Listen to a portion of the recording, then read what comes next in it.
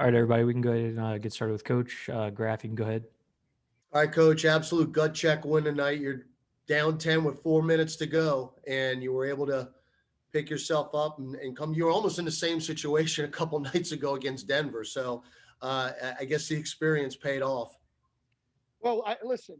I have talked to you guys all year about our team's resilience all year, and I'll stick with it. Like, we've had games where we weren't good. We've had games where we've given up leads, like tonight.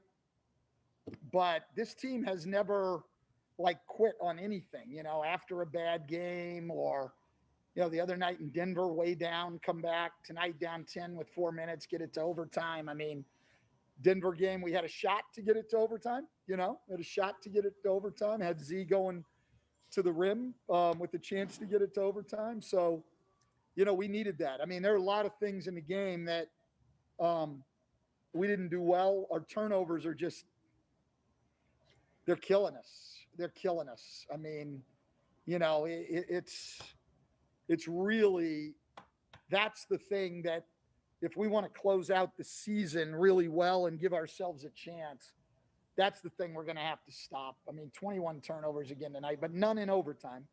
But we've got to take care of the ball. But we got it done, so I'll take it. I could go a number of directions, but I'm going to ask you, when was the last time you saw someone personally foul out three different players? Yeah, pretty much. We had to get 7 fouls on Towns because they changed the one because the Minnesota bench said that it was McDaniels that fouled. Pretty obvious he wasn't in the play. And I've never seen a ref change the call simply based on what the bench said. It wasn't either one of his colleagues out there that changed the call. He just went ahead and changed it. So then we had to go get a 7th one on him, and Z did that too. I actually think he got about an 8th and a 9th too, but that's a whole nother story. And more to Graf's question, what do you just think about how relentless he is? I mean, they're packing the paint on him all game, and you just kept coming at him, and it just kind of, in overtime, it, kind of just started going your way. But again, right? I mean, even though down the stretch he didn't make a lot, the fact that Zoe made 8 threes gives you just a little bit more space. I mean, shooting just helps. It does. It just helps. And gives him a little bit more room. So, and he doesn't need a lot. He really doesn't. Did you feel like things did loosen up because, Zoe was hitting threes and as the game wore on? I mean, a little bit. Yeah. Plus, I don't know why, but that's certainly one of the reasons things loosened up. Yeah. Zoe made 8 threes, so that's really, really helpful. Yeah, you mentioned Lonzo, just a career high scoring night for him, added 11 rebounds, 8 assists. Just what did you think about his overall game tonight? I mean, I thought he was great. I really thought he was great. And I thought it was one of the better jobs he had done on top of that of keeping us organized and poised coming down the stretch. He had us organized. And I thought that was good.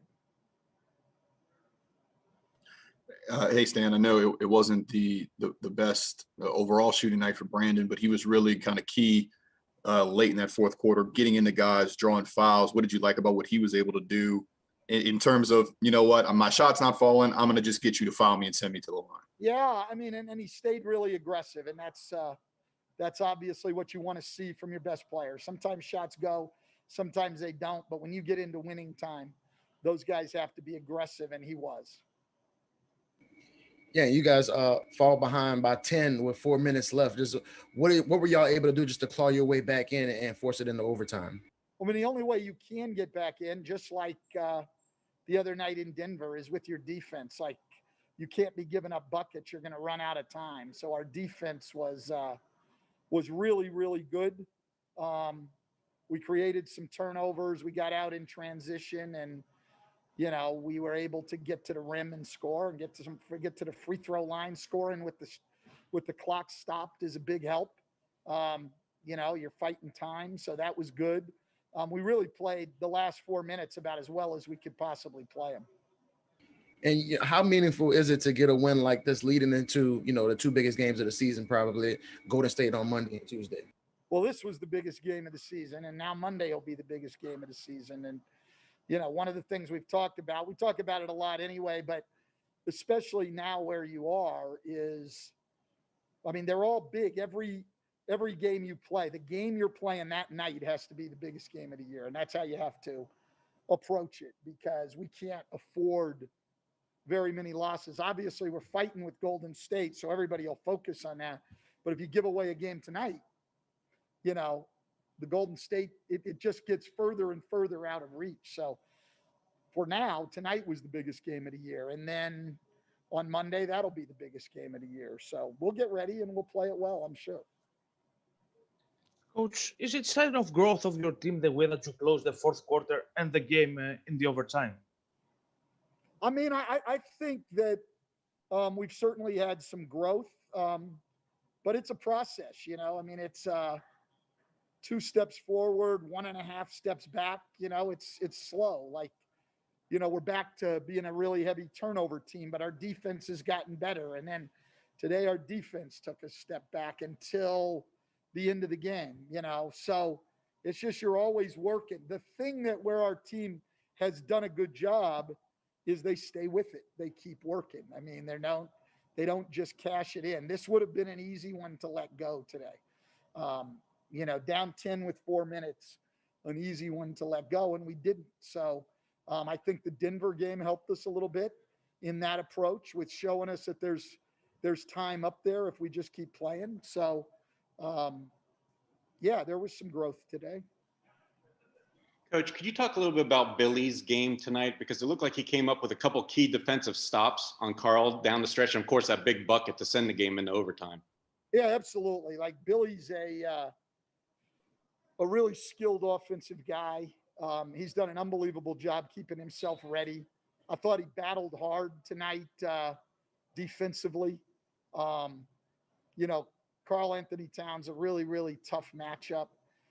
And then Billy got some great active hands on a couple of plays down the stretch, and, ends up with another double-double. So Billy's been key to everything that we've been able to do here for the last 3 quarters of the season, and love having him. All right. Thank you very much, Coach. Thanks for your time. Yeah.